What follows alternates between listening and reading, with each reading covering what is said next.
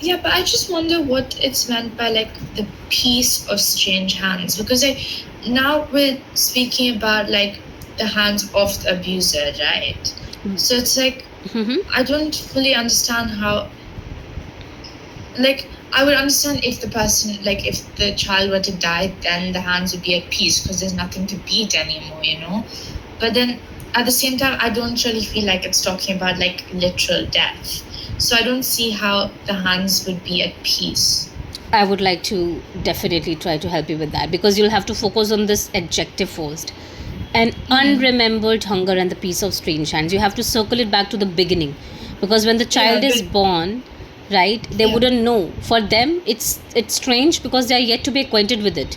But this is not the type of acquaintance that they wanted to cultivate or they wanted to form with the hands, right? So it beyond an unremembered hunger and the peace of strange hand also connotes that these are the more immediate physiological requirements of a child, right? The warmth, the love, the hunger, they have been forgotten long ago. So interestingly, the writer has used the word unremembered instead of forgotten, right? They have forgotten all of these things because these are still deeper requirements when it comes to just being beaten physically.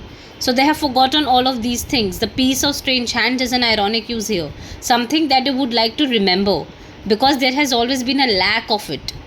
We are talking about it because they have been devoid of this kind of peace and hunger. But these atrocities or these lack do not really matter anymore, because the body has started to float now in again metamorphical in Yeah. metaphorical sense. I would rather like to say symbolic sense now. In symbolic sense now, the child has numbed itself and has stopped receiving any of the trauma anymore. So unremembered hunger here means that it's a bygone thingy now. Don't really care about hunger and peace anymore, because these are still secondary demands or wishes or dreams which are definitely unfulfilled. But because they are being physically abused, everything else has relegated to a secondary position. And now the child has submitted entirely. So he has detached himself from the position of the victim. But it is even worse than being a victim. It's almost like absolute surrender, that do whatever you want to do with me, because there is no way. If you look at the term in the sentence in parenthesis, it's very telling in itself. The chance of choice was never known. A child wouldn't know how to escape from this. These are not enemies, these are the people of his own community, his own family. He didn't know if there is a way out of this.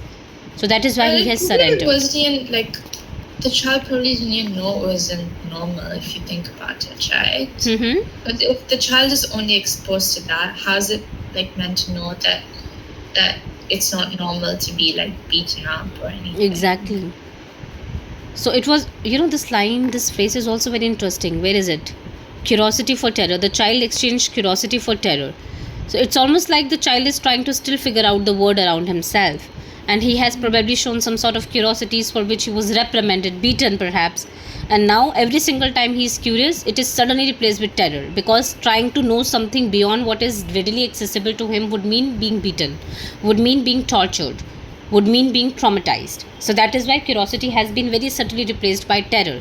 The child has stopped responding to stimuli. The child has stopped being curious or asking questions or behaving differently.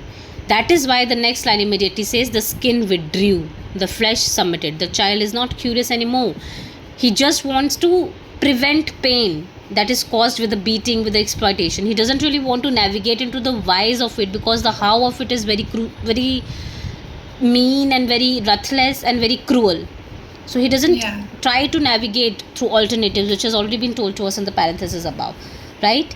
And that is Yeah. why we shift to the present tense now. Cries make shards of broken air beyond an unremembered hunger and the peace of strange hands.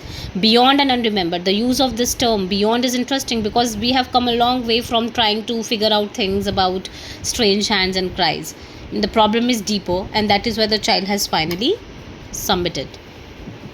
Yeah. Symbolic death, or being numbed and detached from the pain, being insensitive in a way that I have had enough, there is nothing worse that can happen. So he would rather surrender.